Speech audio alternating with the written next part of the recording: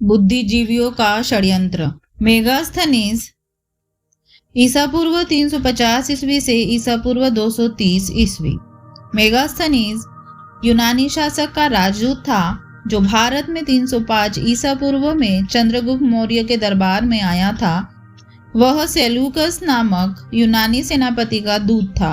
वह कई वर्षों तक चंद्रगुप्त मौर्य के दरबार में रहकर भारत की सभ्यता संस्कृति को देखकर इंडिका नामक ग्रंथ लिखा। वस्तुतः इंडिका की मूल प्रति खो चुकी है, लेकिन कुछ यूनानी लेखकों के द्वारा इंडिका में वर्णित तथ्यों का उल्लेख अपनी अपनी पुस्तकों में किया गया है। उन्हीं पुस्तकों से मेगास्थनीज के द्वारा लिखित तथ्य प्रकाश में आए हैं।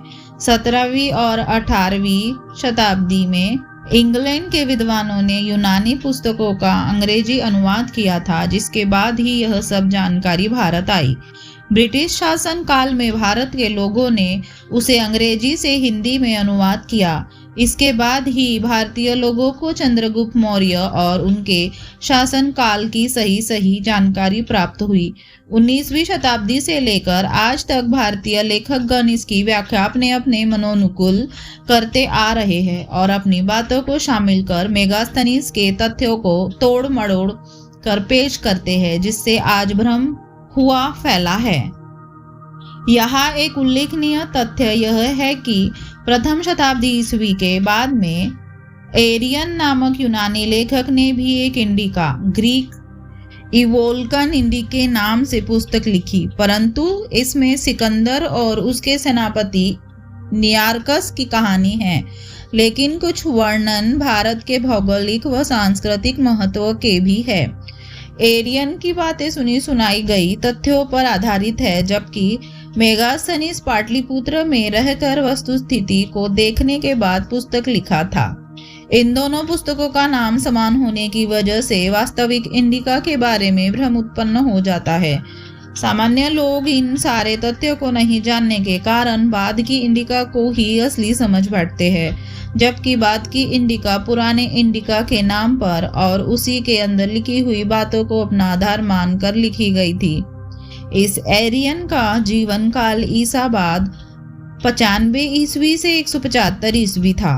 यह एरियन भारत नहीं आया था, बल्कि एशिया माइनर भारतीय उपमहाद्वीप के बाहर में रहा था। वह सैकड़ों साल पूर्व की घटनाओं को सुनी सुनाई बातों के आधार पर लिखा था।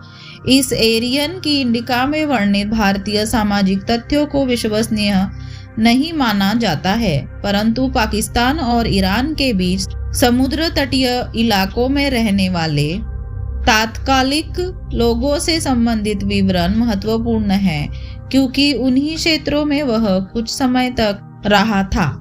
मूल इंडिका में वर्णित कुछ महत्वपूर्ण तथ्य।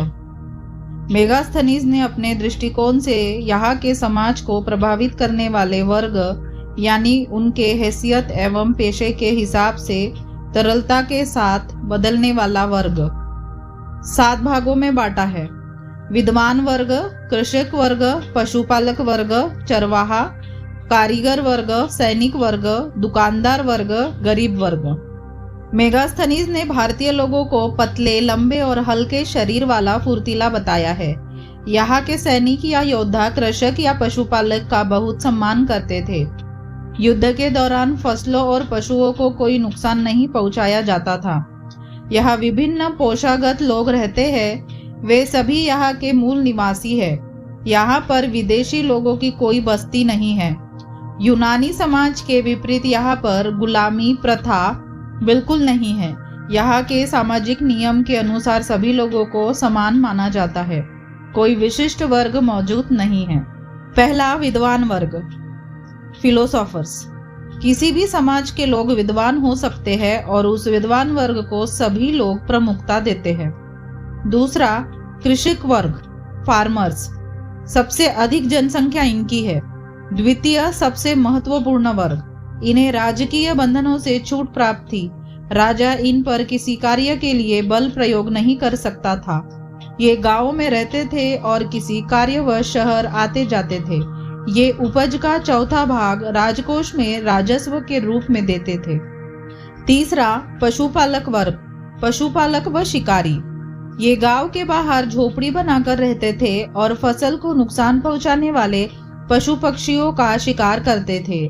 यह समाज का एक अन्य महत्वपूर्ण वर्ग था।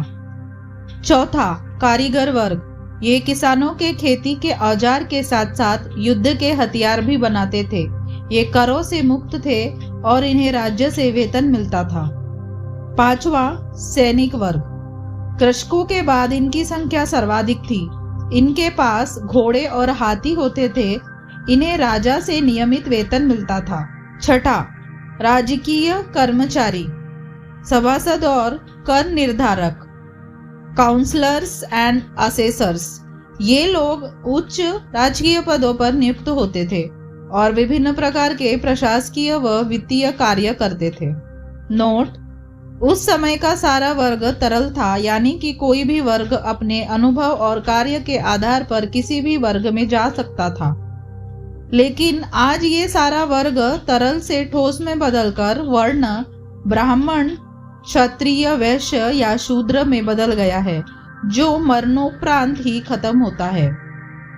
स्रोत: मेगास्थनीज की इंडिका पुस्तक के तथ्यों का उल्लेख डायोडोरस सिकुलस, स्ट्राबो, भूगोल का लेखक प्लिनी तथा एरियन की इंडिका में मिलता है। मेगास्थनीज द्वारा वर्णित तथ्यों को J.W. मैक्रिंडल ने एकत्र कर पुस्तक का रूप दिया है। चंद्रगुप्त का उत्तराधिकारी बिंदुसार मौर्य। समय ईसा पूर्व 298 से ईसा पूर्व 272 तक। बच्चे: अशोक मौर्य, सुसीम मौर्य, विटाशोक मौर्य। उत्तराधिकारी: अशोक मौर्य, अशोका द ग्रेट, चक्रवर्ती सम्राट। समय ईसा पूर्व 272 से ईसा पूर्व 232। धर्म: बौद्ध।